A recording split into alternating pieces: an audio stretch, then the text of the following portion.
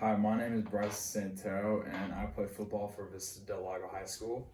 On offense, I play slot receiver, and on defense, I play middle backer.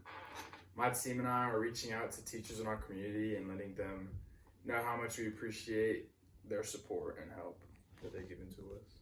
When I attended Oak Champ, my favorite thing to do in class was anything that was easy. I never really liked the hard stuff. Obviously, my friends and I spent every second playing either four square basketball or the ball game. And I still remember when in fourth grade we were playing kickball with the principal. It was all fun until the principal got hurt and it stopped the game. And that's just a lesson to take it easy on the adults because those kids are just too good. Okay, so now a little bit about me. I like to play football, be with my friends and family, and play any instrument, mainly guitar. And my favorite food is definitely crepes. I don't eat green stuff because it's nasty. And one thing I hold closest to me is my football family. My teammates really inspire me to do my best and be the best person I could be while still having a lot of fun. All right, so I'm gonna share with you guys my favorite story when I was your age, and it's called Henry and the Buccaneer Bunnies. Let's open it up. All right. Cruising the seven seas on a crickety old ship called the Salty Carrot sailed a windy, rowdy band of buccaneer bunnies. They were bad, bad bunnies, all right. When pirates on the other ships saw their long, floppy ears and their fluffy white tails, they shook with fear. The captain of the Salty Carrot was Barnacle Black-Ear, the baddest bunny brute of all time. Black-Ear was proud of his wooden paw, his golden earrings, and his mean reputation. What Black-Ear was not proud of was his son Henry.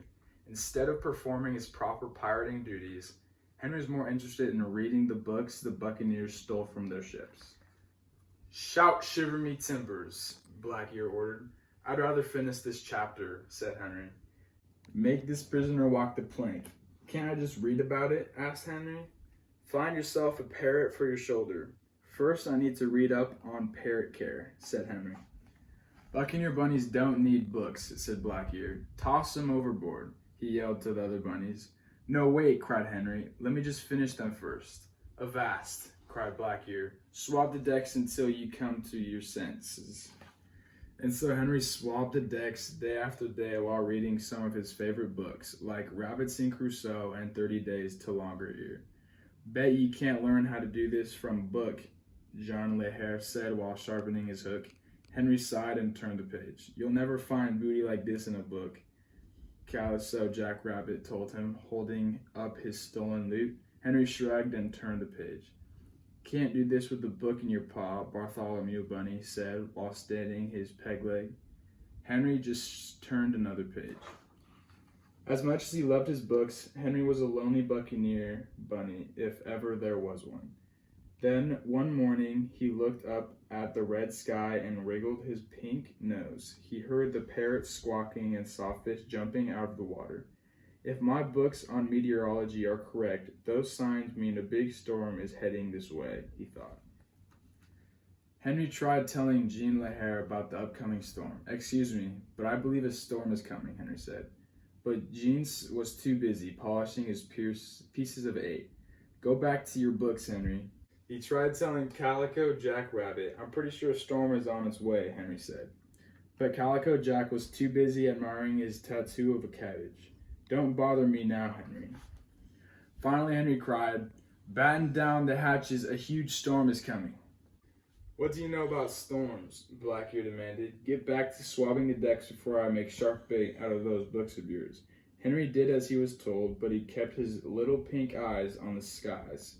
When he saw the rats abandoning ship, he started packing up his books in an empty treasure chest. The storm started small, a few long grumbles of thunder, a spike of lightning, then suddenly a crashing, bashing, thrashing wildcat of a hurricane broke loose. It shook the ship, suffering sea dogs. It mangled the masts.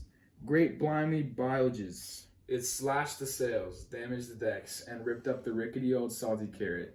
All that was left floating on the choppy waters were a bunch of soggy bunnies and Henry's treasure chest filled with books. When the storm finally calmed down, Black Ear, Henry, and the rest of the Buccaneers paddled to the nearest island. "We're ruins," wailed Black Ear. "No ship, no pieces of eight, no gems." He sat in the sand and blubbered like a lily-livered landlubber. But Henry got to work. The first thing he did was build a 2-story hut out of palm fronds and coconuts. "How did you learn how to do that?" asked Black Ear. "I read it in 101 Things to Do with Palm Fronds and Coconuts," replied Henry. Next, he built a fire and cooked up a tasty seaweed stew. "Blimey," said the hungry bunnies. "Where did ye learn that?" "I found the recipe in Quick and Easy Meals for Marooned Pirates," said Henry. Then he made them all fetching garments from the bits and pieces he had salvaged from the shipwreck. "We look like gentle bunnies, we do. What swank swashbucklers we are."